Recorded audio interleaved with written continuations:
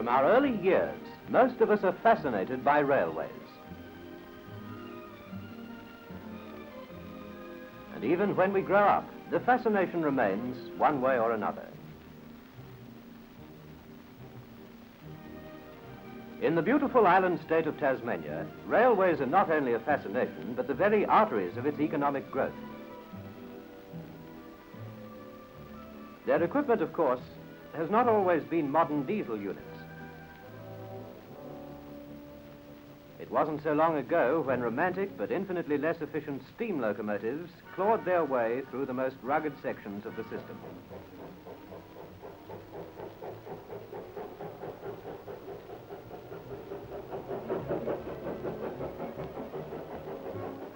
Oh yes, the old-timers made the grade all right, but nowadays their successors do it with ease.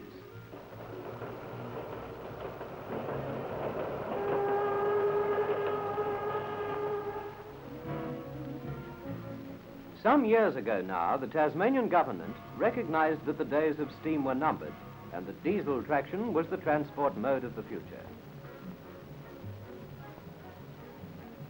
Modern methods and materials were introduced to enable higher speed traffic and more comfortable riding.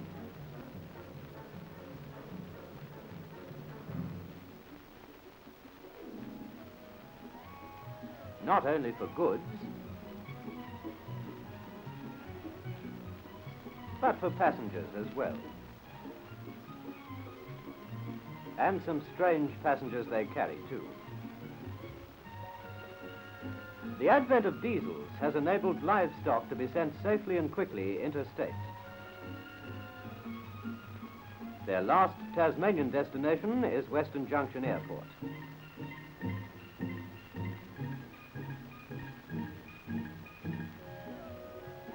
Here, because of an arrangement between the railways and the airlines, livestock are soon loaded aboard the waiting aircraft.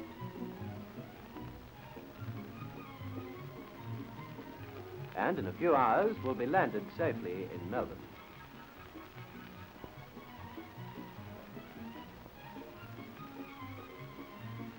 Tasmania's rich pasture land is kept in first-class condition with fertilizer made at the electrolytic zinc company's plant at Risdon.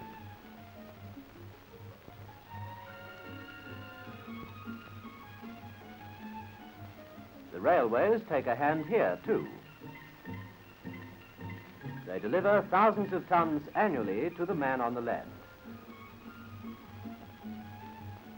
It assures him bumper crops of peas, for example, which are sent to factories such as this one at Ulverston on the northwest coast for processing and quick freezing.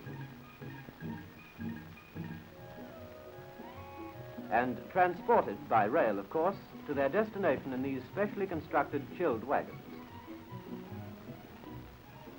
There are refrigerated vans, too, for the carriage of meats.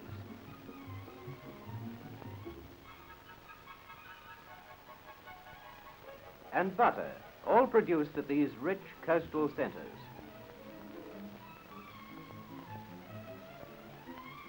Coal is still a measure of a nation's productivity potential.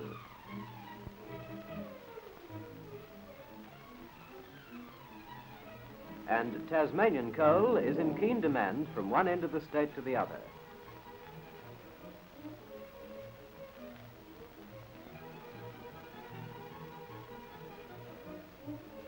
This consignment weighs over 500 tons.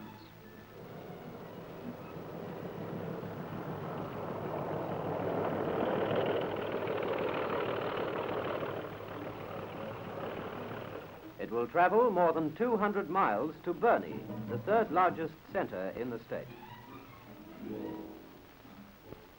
Here, modern mills produce high-grade paper for Australia-wide markets.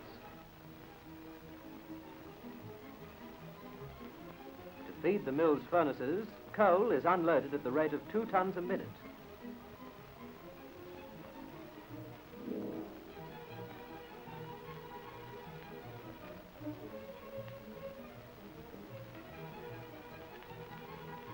Diesel traction has so revolutionized rolling stock turnaround that in a few hours the wagons might be 120 miles away in Launceston.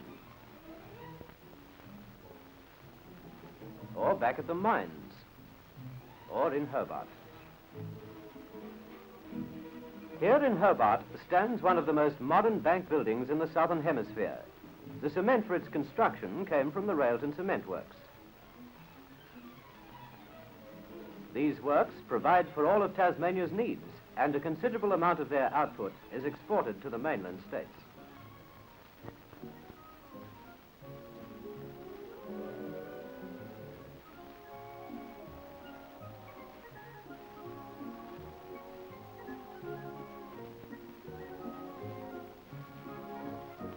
Cooperation in the carriage of cement between the railways and the engineering companies have made vast hydroelectric enterprises in the state's Central Highlands possible.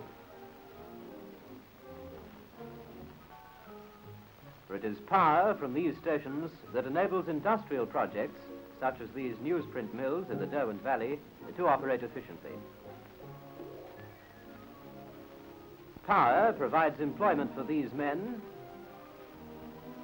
and gives a job to the railways as well. But not all of Tasmania's timber is used for paper manufacture. With the help of the railways, more than 1 million super feet are shipped interstate from Launceston every week.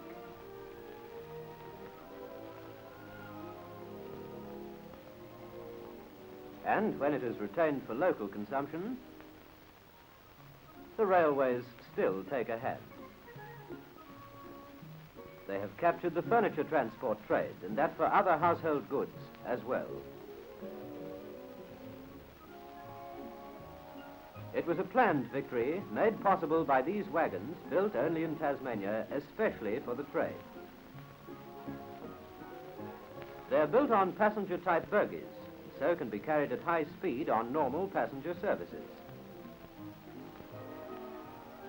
And they ensure that the goods are on display in the capital city within a few hours of being consigned. Nor are the passengers forgotten. The state's cracked train is the articulated diesel unit, Tasman Limited.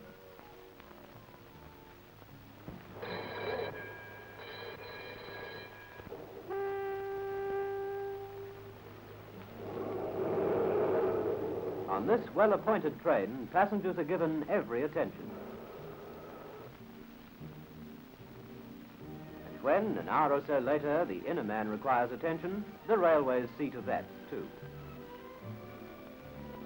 For the railways are looking ahead to a real future in the diesel era.